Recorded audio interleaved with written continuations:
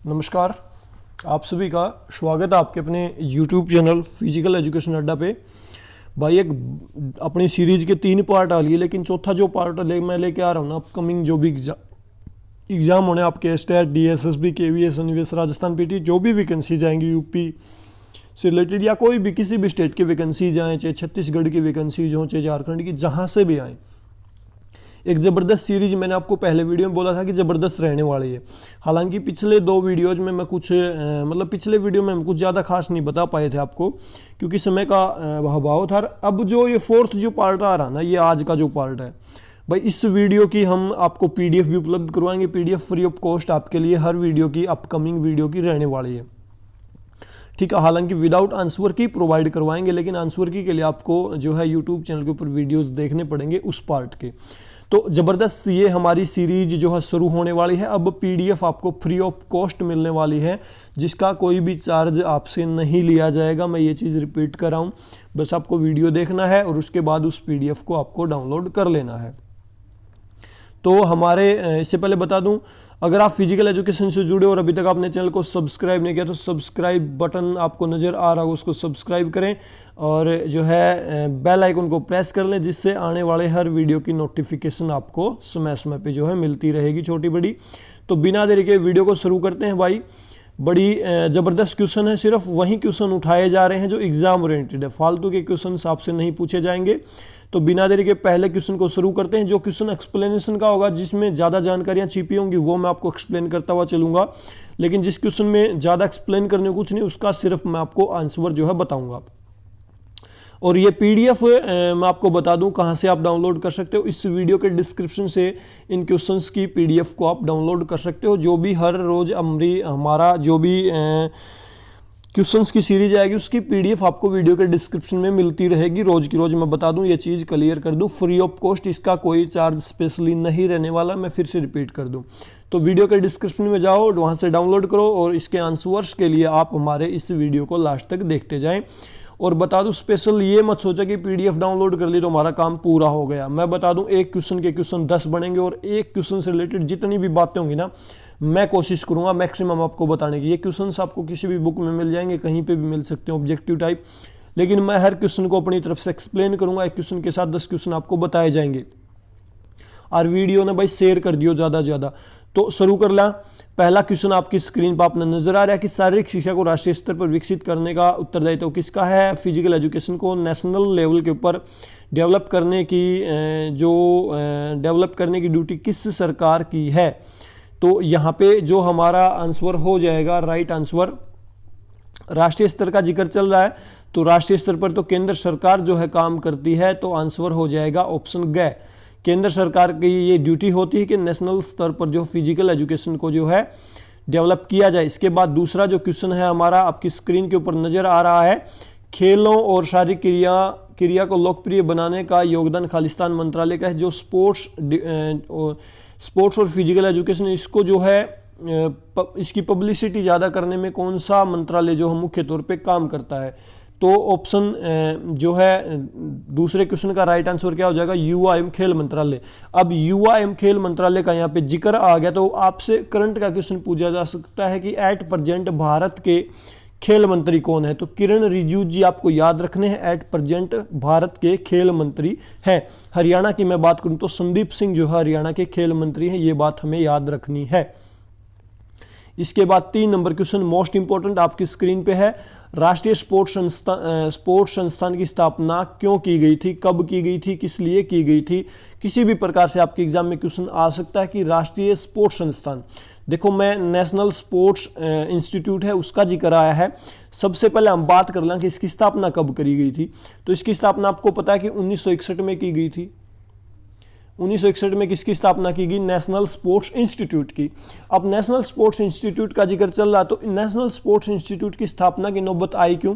देखो, थोड़ा सा हम बैकडेट में चले, 1953 में भारत की जो स्वास्थ्य मंत्री थी, जो हेल्थ मिनिस्टर थी, वो थी राजकुमारी Amrit Kaur.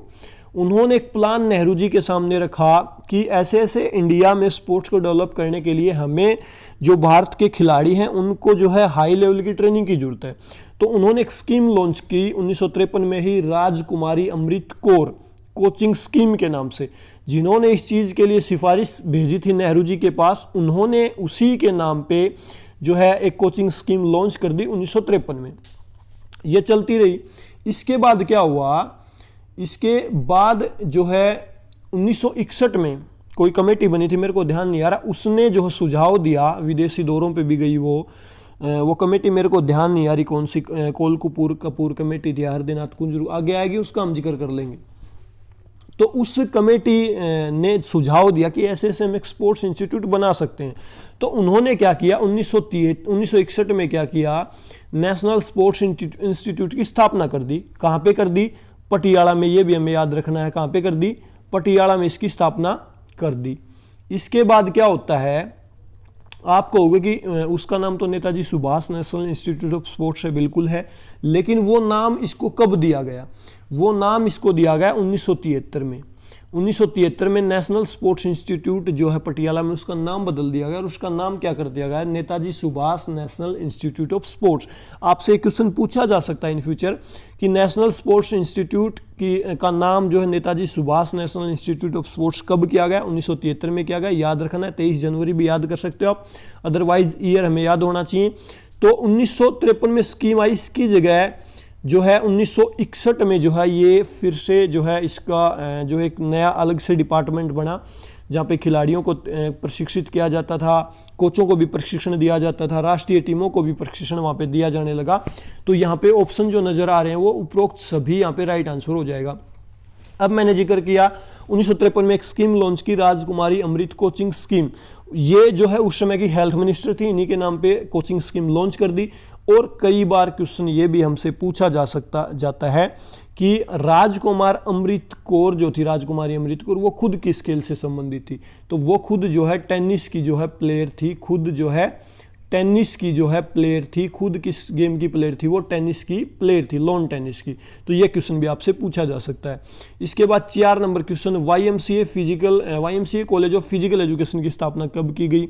Very important question, बहुत बार एग्जाम में पूछा जाता है। तो YMCA college of physical education की स्थापना 1920 में मद्रास में की गई। एक इससे रिलेटेड क्वेश्चन आता है, इसके फर्स्ट प्रिंसिपल कौन थे, अच्सीबक, और स्थापना भी जो है इन्होंने की थी, अच्सीबक ने। अब YMCA, आपकी स्क्रीन पे एक नाम नजर आया आपको YMCA, कई बार इसका जो फुल नेम भी पूछ लेते हैं। फुल नेम इसका क्या होगा, full form young man Christian association. Young man Christian association जो है इसका फुल नाम बनेगा YMCA का। याद रखनी ये बातें, तीनों ही बातें इससे रिलेटेड है, मोस्ट इंपॉर्टेंट है। इसके बाद हम पहुंच गए 5 नंबर क्वेश्चन में। 5 नंबर क्वेश्चन आपको आपकी स्क्रीन पे नजर आ रहा है, Laxmibai national college of physical education की स्थापना कब और कहां पे की गई। Laxmibai national college of physical education का यहाँ पे जिक्र चल रहा है। भारत का सबसे बेस्ट जो है ये कॉलेज मानिए, आज यूनिवर्सिटी है ये, उस टाइम पे कॉलेज के रूप में इसकी स्थापना की गई, तो सबसे बेस्ट इसको माना जाता है। आपसे क्वेश्चन पूछा जा सकता है कि इसकी स्थापना कब की गई। अब Laxmibai college of physical education का जिक्र आया तो इसकी स्थापना हमसे पूछी जा सकती है। तो इसकी स्थापना 1957 में कर दी गई थी ग्वालियर में। 1957 में ग्वालियर में इसकी स्थापना कर दी गई थी। MP के अंदर इसकी स्थापना जो है कर दी गई थी। इसके बाद इसी से रिलेटेड एक क्वेश्चन बन सकता है कि लक्ष्मीबाई जो कॉलेज है उस फिजिकल एजुकेशन के सर्वप्रथम जो प्रधानाचार्य था वो बनने का सौभाग्य किसे मिला था, PM जोसेफ को। YMCA का आपसे पूछा जा सकता है, इसका भी पूछा जा सकता है। YMCA के पहले प्रिंसिपल कौन थे, अच्सीबक, इसके थे PM जोसेफ, आपको याद रखना है, मोस्ट इंपॉर्टेंट। इसके बाद एक क्वेश्चन आपसे पूछा जा सकता है, Christian college of physical education Lucknow की स्थापना कब की गई थी। बहुत बार एग्जाम में आता है, इसका राइट आंसर हो जाएगा 1932। इसमें और एग्जाम ओरिएंटेड बात नहीं है, सिर्फ यही बात याद रखनी है। Christian college of physical education Lucknow को कब स्थापित किया गया, 1932 में। इसके बाद जो क्वेश्चन आ सकता है, अखिल भारतीय खेल काउंसिल के सर्वप्रथम अध्यक्ष कौन थे, किसे बनाया गया था। 8 नंबर क्वेश्चन हमें याद रखना है। 8 नंबर क्वेश्चन अगर मैं कहूं इंग्लिश में भी कई बार पूछ लेते हैं कुछ साथी, तो इंग्लिश में जो इसका नाम था, इंग्लिश में था इसका नाम AICS, all India council of sports, मतलब अखिल भारतीय खेल काउंसिल के प्रथम अध्यक्ष कौन थे, जनरल KM करियप्पा को बनाया गया था। इसकी स्थापना कब हुई, ईयर में आपसे पूछूं तो ईयर आप बताओगे 1954। ईयर आप बताओगे 1954 में जो है इसकी स्थापना कर दी गई थी। अखिल भारतीय खेल काउंसिल की स्थापना एस और इसके प्रथम जो अध्यक्ष थे जनरल के.एम. करियप्पा। इसके बाद भाई दोराबजी टाटा। दोराबजी टाटा मोस्ट इंपोर्टेंट व्यक्ति है इंडिया के स्पोर्ट्स के क्षेत्र में। क्यों इंपॉर्टेंट है? क्योंकि ये वो व्यक्ति थे प्रथम जिसने भारत के अंदर आईओए की स्थापना में अहम रोल निभाया था। आईओए बोले तो इंडियन ओलंपिक एसोसिएशन, आईओए बोले तो Indian Olympic association. Indian Olympic association की स्थापना कब हुई? 1927 में। इंडियन ओलंपिक एसोसिएशन की स्थापना 1927 में होगी। इसके प्रथम जो अध्यक्ष थे वो थे सर दोराबजी टाटा। सर दोराबजी टाटा। इसकी स्थापना कब होगी? 1927 में। इसकी फुल फॉर्म मैंने बता दी, आईओए। एक होता है IOC, international Olympic committee. International Olympic committee की मैं स्थापना पूछ लूँ आपसे तो 1894 में बता दोगे। इसकी स्थापना में सबसे अहम रोल किसका था? कुबर्टिन का, जिसको हम आगे जिक्र करेंगे जब क्वेश्चंस आएंगे, उससे रिलेटेड क्वेश्चंस भी हम पढ़ेंगे। तो दोराबजी टाटा का देहांत कब हुआ? 1927 में इन्होंने आईओए की स्थापना की। इसके प्रथम अध्यक्ष भी ये थे। 1928 में इन्होंने इस पद को छोड़ दिया। 1928 में इन्होंने इस पद को छोड़ दिया। तो इनकी देहांत इनका कब हुआ? इसका आंसर हमें थोड़ा सा नीचे मिलेगा। 1932 में जो है इनका देहांत हो गया था। अब आईओए का जिक्र आ रहा है, आईओए का जिक्र आ रहा है तो इसका सचिव पीछे स्टेट में पूछा गया था, इसके महासचिव कौन थे? तो नोहरेन जो है इसके प्रथम महासचिव थे आईओए के, इंडियन ओलंपिक एसोसिएशन के। याद रखनी है ये बात हमें। इसके बाद एक क्वेश्चन है, पहली बार कला प्रतियोगिता को किस ओलंपिक में शामिल किया गया? पहली बार कला प्रतियोगिता को 1928 के एम्स्टर्डम ओलंपिक में जो है शामिल किया गया था। 1928 के एम्स्टर्डम ओलंपिक में पहली बार कला प्रतियोगिता को जो है शामिल किया गया था। इसके बाद नेक्स्ट क्वेश्चन, कला प्रतियोगिता को बाहर कब कर दिया गया? कला प्रतियोगिता को बाहर कब कर दिया गया? तो इसका जो है राइट आंसर कब हो जाएगा? 1952 में इसको बाहर कर दिया गया। ये क्वेश्चन ऑब्जेक्टिव टाइप था, इसका हमें यही पता होना चाहिए। इसके बाद किस ओलंपिक में पहली बार डोपिंग के विरुद्ध शपथ ली गई? तो 2000 के सिडनी ओलंपिक में पहली बार डोपिंग के विरुद्ध जो है शपथ ली गई थी।